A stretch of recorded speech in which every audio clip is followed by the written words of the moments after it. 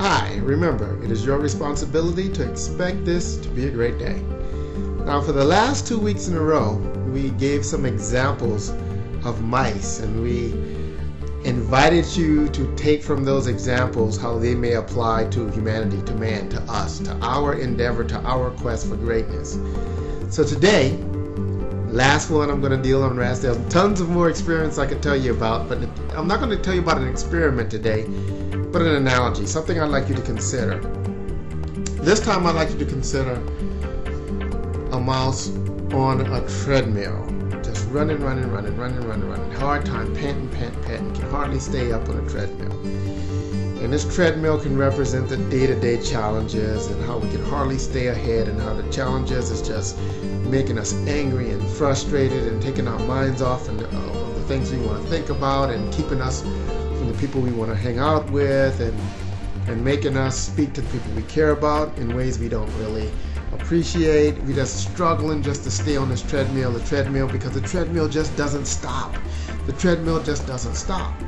So I want to give you an analogy that speaks to the power of definitions. And we talked 3 weeks ago about the power of definitions. So let's just suppose you were that mouse and you're running, just trying to stay up with it all, trying to stay on top of it all, out of breath, muscle hurting, just barely hanging on, wondering when this machine might ever stop.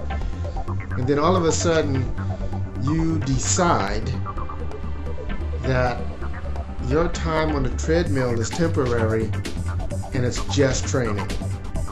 It's just training. So then, instead of you being angered by the hum of the motor that makes the machine continue to run, you start to focus on how you breathe. You breathe different to maximize the training experience. You start to breathe a little bit different and control your breath and control your thinking about how you breathe. And then maybe you control how you eat and how you what you take into your body,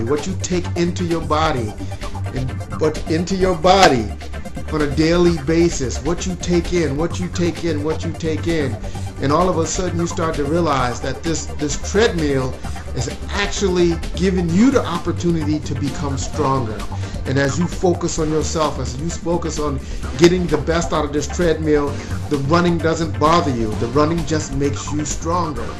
And as you continue to get stronger, as you continue to run, you hear the whispers of coaches, you hear the whispers of the wise ones, the ones that have mastered the treadmill, telling you how to increase your stride, how to move your hands, how to hold your posture. And the running continues to get easier and easier because you continue to get stronger and stronger. And then that treadmill that used to be your nemesis, that used to be your enemy, becomes your friend. And you partner with your friend on a daily basis to be better, to be greater, to be stronger. And then comes the day when the treadmill not only becomes your friend, but you become so strong that the treadmill becomes your servant.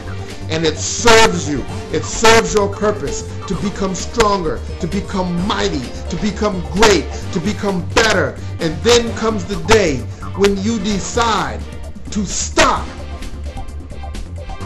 And the sheer gravity of you stopping and holding on to that machine in its tracks forces all the machinery, all the inner workings, the motors to shatter and the springs to pop, and all the smoke and all the sizzles and the mold. The treadmill ceases to move, to make a sound.